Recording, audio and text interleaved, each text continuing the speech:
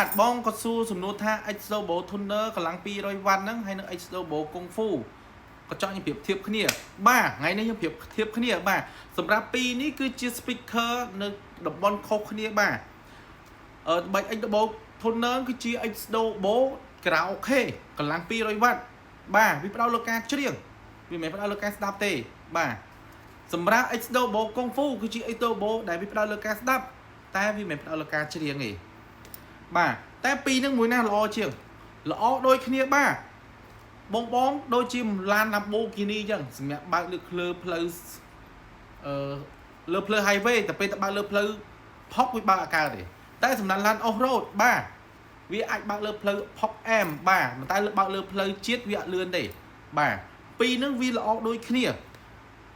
Tuner ហ្នឹងគឺឡើង200 វ៉ាត់វាផ្ដោតលើការច្រៀងផ្ដោតការនិយាយទៅវាមានសម្រាប់ការច្រៀងកំសាន្តហ្មងគឺវាអែមមែនតើបាទថ្មវិញរហូតដល់20ម៉ោងសម្រាប់ Exobo Tuner ហ្នឹងបងប្អូនទាំងគ្នាបាទ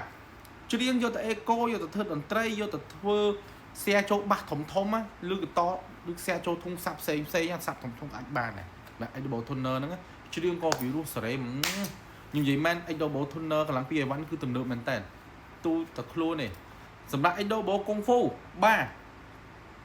ចាក់វិញគឺថាអែមមែនតើសំឡេងអែមមែនតើ